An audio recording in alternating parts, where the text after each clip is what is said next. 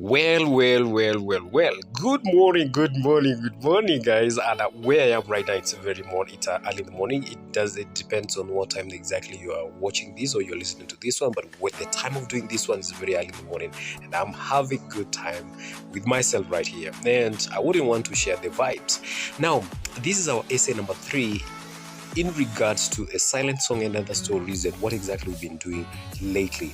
Remember, I promised you that we're going to do all these particular short stories by and large by looking at this plot synopsis. We looked at plot summary, the character traits. If you haven't watched that one, you can subscribe to this particular channel and then go back to those particular videos. They are in a playlist comprehensively covered, and that one will not leave anything out. Now, in this one here, we're looking at essays. Remember, if at all you're going to be maybe asked to respond to any of the prompts in this particular section here, this particular short story here, it's going to be either you're writing us an essay, a description, an explanation to maybe a concept that has been depicted in any of those particular short stories that you've read.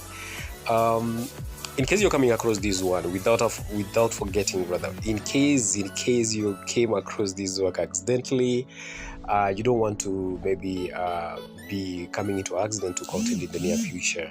You can only do that one by 1, subscribing to this channel here. That means that you'll never miss any of our future updates. Number 2, share it with good friends. That means that you're a good steward there and ambassador to this particular channel. You're sharing this content to people or to those ones that you feel like the content portrayed here is of essence and is of importance and value. And number 3, commenting down there, give me a motivation. Yeah, I wake up with an attitude, so therefore a comment there makes me reflect upon what exactly I'm doing and give me more energy and just to give you the best. Now, without that much further ado, essay 3. Write a composition showing how war ruins communities, making reference to BOYI by Gloria Mwaniga. Again, write a composition showing how war ruins communities, making reference to BOYI by Gloria Mwaniga. Now, we are not going to waste any time. Let's jump into the next slide. The slide is here. When conflict thrives, it destroys family ties and communal bonds. Family members are separated from one another, some are traumatized and others killed as a result of the crisis.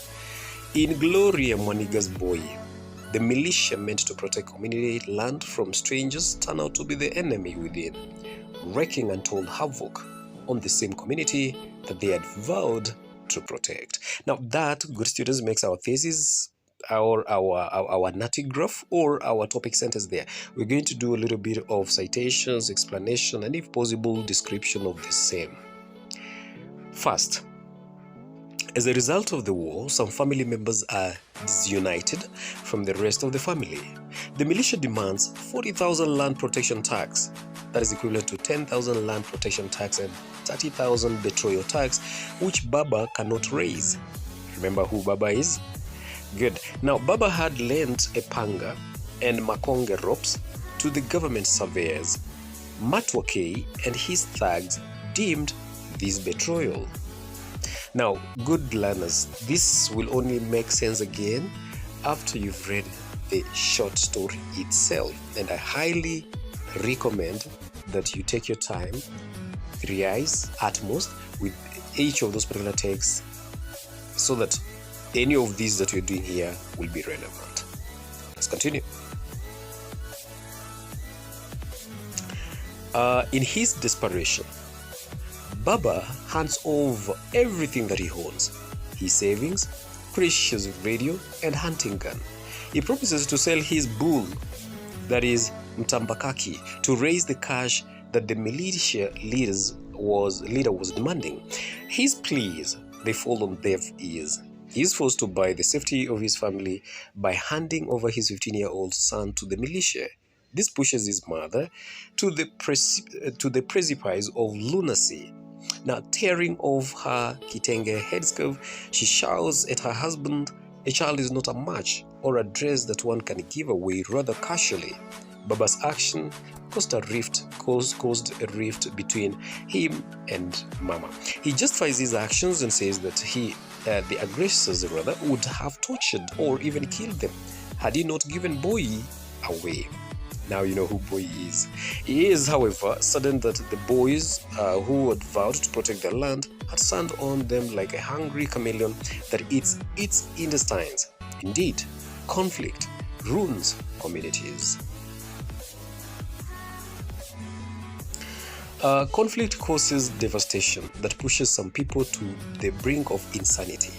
BOYI's sister finds her mother seated alone on a kitty motor in the kitchen. She neither looks up nor responds to greetings. She screams at the girl to leave some tea for her brother, who will return from the caves hungry. The screaming goes on for weeks. Stupid girl, you want to finish tea and your brother will come from the caves hungry? That is a citation from the text. We need to support it with allegations. She bawls. She would stand gazing at the wall, declaring that she envisions her son returning home after escaping from the snare of the militia. After her monologues, she would sit sadly and silently. When her madness takes a walk, they would brew tea together with the girl, and she would nostalgically reminisce stories about BOYI, about how he saved her marriage, his shiny ebony skin, and eloquence in English. This is a clear testament of a mother's agony, anguish, and of course disconnection from reality. War really causes devastation to families.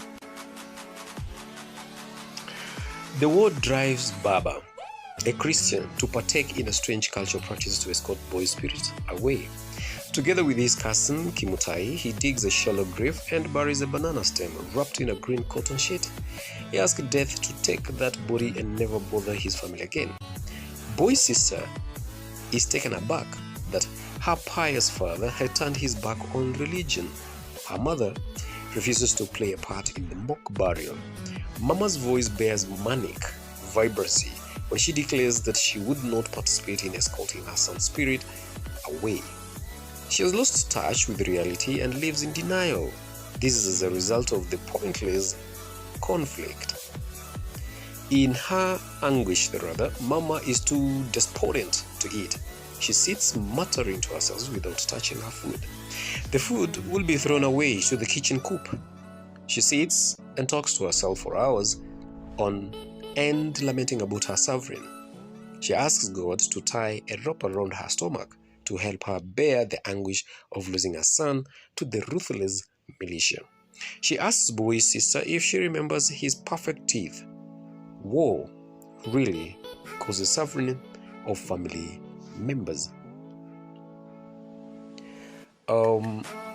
Also, war disrupts work in the village, which is evident that December the farmers do not clear their chambers for the second planting of maize.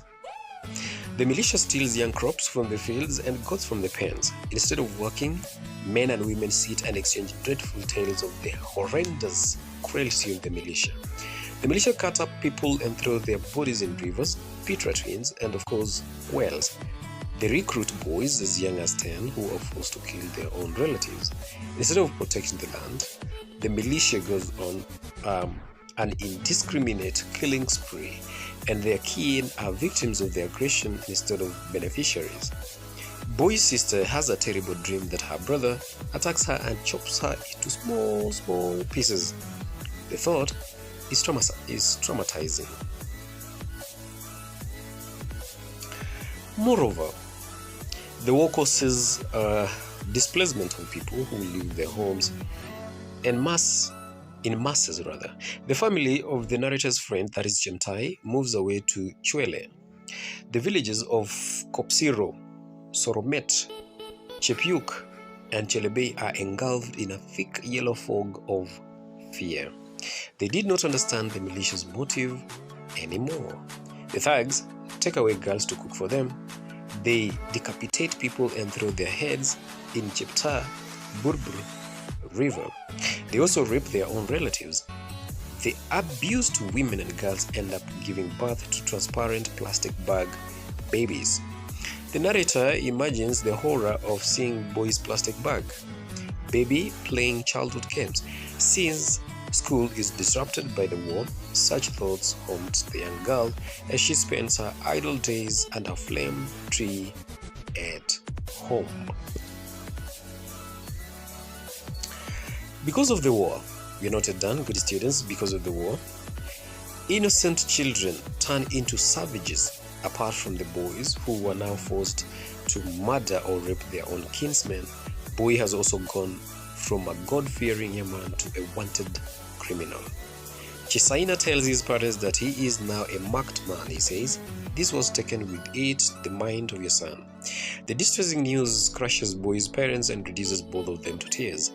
They cannot wrap their heads around the fact that their good son, who recited his psalms devotedly, is now a Matwake right-hand man and an enemy of the state.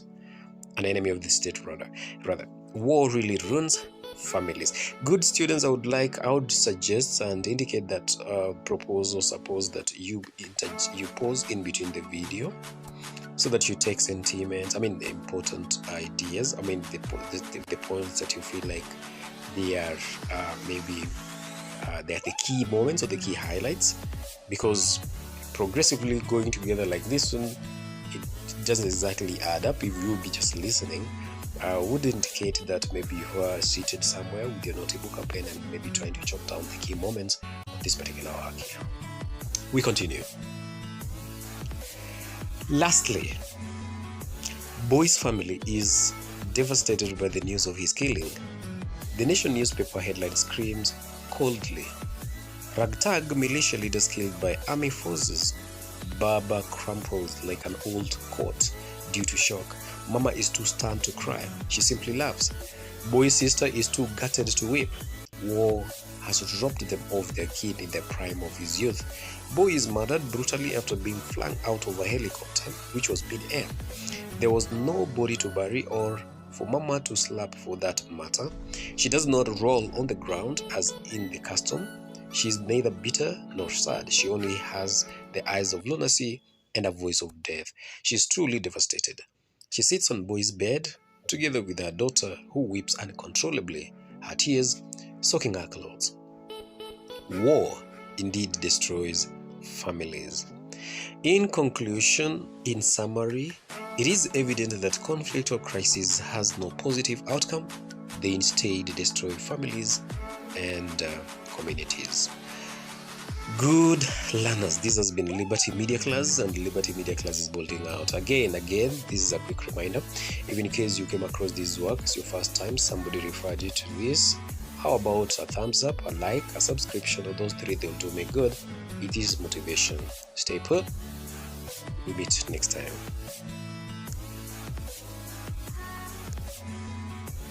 Oh.